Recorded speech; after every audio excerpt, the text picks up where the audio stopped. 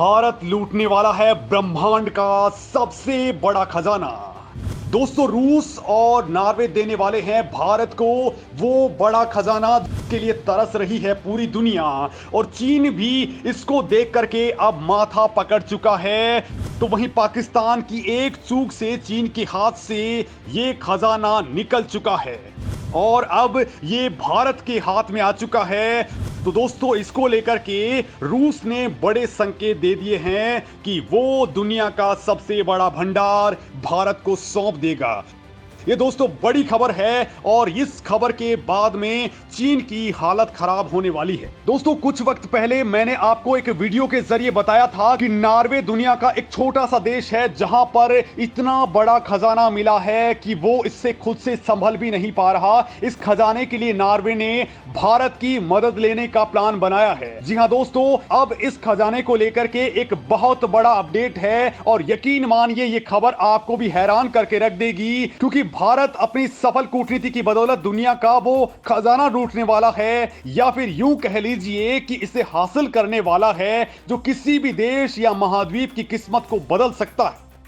और दोस्तों, ये खजाना है अनमोल फॉस्फेट का खजाना, जिसका विशाल खजाना भारत को मिल सकता है। इस खजाने के पीछे चीन भी हाथ धोकर के पड़ा हुआ है, लेकिन उसके गुलाम पाकिस्तान की वजह से ये बड़ा खजाना उसके हाथ से निकल गया है। अब पाकिस्तान ने क्या गलती की है और भारत को ये खजाना कैसे मिल सकता है, दोस्तों इस वीडियो में ये तमाम बातें आपको बताने वाला हूं। साथ ही आपको एक बड़ी खुशखबरी भी दूंगा कि रूस भारत को नॉर्वे से भी बड़ा खजाना सौंपने के लिए तैयार हो चुका है, जिसको चीन हथियाने में लगा हुआ था। तो दोस्तों, ये दमदार सा वीडियो है और इसके लिए मेरे साथ वीडियो के लास्ट तक बने रहिए, और साथ ही अगर आपने चैनल को सब्सक्राइब नहीं किया है तो फिर तुरंत कर डालिए। दोस्तों, हाल ही में खबर आई थी कि नॉर्वे में फॉस्फेट का एक विशाल भंडार मिला है। ये भंडार इतना बड़ा है कि ये दुनिया भर में ऊर्जा की मांग को पूरा कर सकता है और इसके अंदर ये दूरगामी प्रभाव भी डाल सकता है। खनन कंपनी नॉर्गे माइंस ने दक्षिण पश्चिमी नॉर्वे के अंदर 2008 में फॉस्फेट खनिज के भंडार की पहचान कर ली थी, और अब कंपनी ने ऐलान किया है कि उसने 70 अरब टन का भंडार खोज लिया है। इस कंपनी के मुताबिक ये इतना बड़ा है कि 100 सालों तक पूरी दुनिया में बैटरी और सोलर पैनल की जरूरतों को पूरा किया जा सकता है। अगर इसका इस्तेमाल सिर्फ इलेक्ट्रिक वाहनों और खाद बनाने में किया जाए तो अगले 50 साल तक दुनिया की पूरी जरूरतें पूरी हो सकती हैं। दोस्तों, फॉस्फेट रॉक फास्फोरस के उत्पादन में एक बहुत बड़ा घटक है जो ग्रीन टेक्नोलॉजी के विकास में आवश्यक है। हालांकि इस वक्त दुनिया में फॉस्फेट की जरूरत को चुनौतियों का सामना करना पड़ रहा है, और इस कारण से नॉर्वे में यह खोज हुई और अब यह बहुत महत्वपूर्ण हो चुकी है। दोस्तों, 1669 में जर्मन वैज्ञानिक हेनिग ब्रांट ने इसकी खोज की थी, और दोस्तों इसके बाद फास्फोरस के इस्तेमाल ने टेक्नोलॉजी को काफी आगे बढ़ाने में मदद दी है। हालांकि दोस्तों, वैज्ञानिक शुरुआत के अंदर धातुओं को सोने में बदलने के लिए पारस पत्थर की खोज कर रहे थे, जो निरर्थक साबित हुई। लेकिन आधुनिक समय में इलेक्ट्रॉनिक वाहनों, सौर पैनल, कंप्यूटर चिप और लिथियम आयन बैटरीज के अंदर फास्फोरस इस्तेमाल किया जाता है।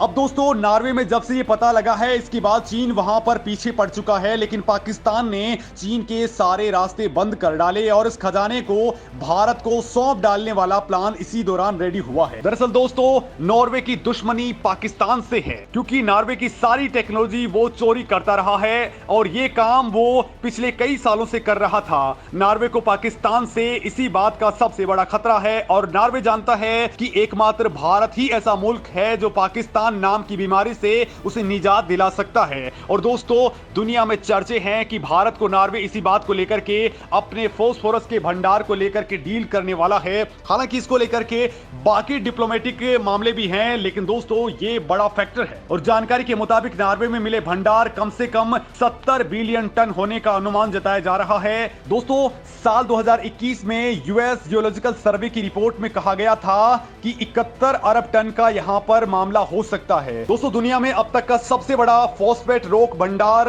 यानी कि 50 बिलियन टन मोरक्को के पश्चिमी सहारा क्षेत्र में मौजूद है। अब दोस्तों अमेरिका के अनुमान के मुताबिक अगला सबसे बड़ा भंडार चीन का 3.2 अरब टन, मिस्र का 2.8 अरब टन और अल्जीरिया 2.2 अरब टन का है। तो वहीं दोस्तों नॉर्वे में इस खजाने की खोज नोर्स माइनिंग कंपनी की ओर से हुई है।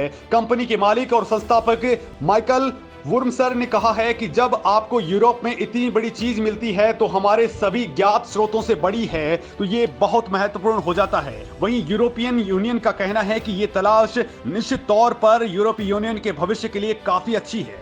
ईयू के प्रवक्ता की ओर से कहा गया है कि फास्फोरस का ये भंडार क्रिटिकल रॉक मटेरियल एक्ट के मकसद को पूरा करने में सहायता देगा। दुनिया में जितने भी फॉस्फेट का खनन किया जाता है उसका 90% एग्रीकल्चर में उर्वरक उद्योग के लिए उपयोग किया जाता है। इसे फास्फोरस के तौर पर इस्तेमाल किया जाता है, जिसके लिए फिलहाल कोई भी विकल्प मौजूद नहीं है। और दोस्तों अब ये भारत के लिए भी बड़ी खबर है, लेकिन दोस्तों रूस ने नॉर्वे से भी बड़ा भंडार होने का दावा किया है और वो इसे भारत को देने की बात भी कर रहा है। खुशखबरी सिर्फ इतनी ही नहीं है बल्कि दावा किया जा रहा है, क्योंकि दोस्तों भारत ने सारे के सारे प्रोटोकॉल्स तोड़ते हुए, पश्चिमी देशों की धमकियों को दरकिनार करते हुए, उनके बैन को खड्डे में डालते हुए की भयंकर मदद की है। इसके लिए रूस अब भारत का लगातार धन्यवाद कर रहा है और अब दावा किया जा रहा है कि रूस जो फॉस्फेट रखने वाला दुनिया का सबसे बड़ा मुल्क है, वो भारत को इस भंडार की चाबी सौंप सकता है। दरअसल दोस्तों रूस खुद चीन की चालाकियों को अच्छे से जानता है और यही कारण है कि वो इतने बड़े भंडार को चीन के साथ शेयर बिल्कुल नहीं करना चाहता। यही कारण है कि रूस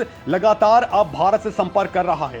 दोस्तों आपको बता दूं कि अभी तक शुद्ध फॉस्फेट का सबसे बड़ा भंडार रूस के पास ही है, लेकिन रूस ने जब से यूक्रेन पर अटैक किया है तभी से फॉस्फेट की सप्लाई चेन बाधित हो चुकी है और यही कारण है कि फॉस्फेट की सप्लाई के लिए रूस को भारत से अच्छा ऑप्शन नजर नहीं आ रहा है। इससे दोस्तों रूस का भी फायदा है और भारत को भी इससे बड़ा फायदा है। दोस्तों आपको बता दूं कि यूरोपीय संघ फॉस्फेट चट्टानों की आयात पर निर्भर है। ज्यादातर फॉस्फेट रोग चीन, इराक और सीरिया जैसे मुल्कों से आता है। हालांकि नॉर्वे की खोज ने सिर्फ यूरोपीय यूनियन ही नहीं बल्कि दुनिया पर बड़ा प्रभाव डाल दिया है। दुनिया में हर साल 5 करोड़ टन फॉस्फोरस की खपत होती है। और दोस्तों अब एक्सपर्ट्स कह रहे हैं कि अगर दुनिया के अंदर जियोपॉलिटिकल सिचुएशंस बिगड़ी रही तो भी यूरोप को चिंता करने की जरूरत नहीं पड़ेगी। और अब भारत को नॉर्वे ने और उसके बाद रूस ने जिस तरीके से आह्वान किया है, उसके बाद भारत की जरूरतें भी पूरी होने वाली हैं। दोस्तों इस मामले में आपका क्या कहना है, कमेंट करके जरूर बताएं।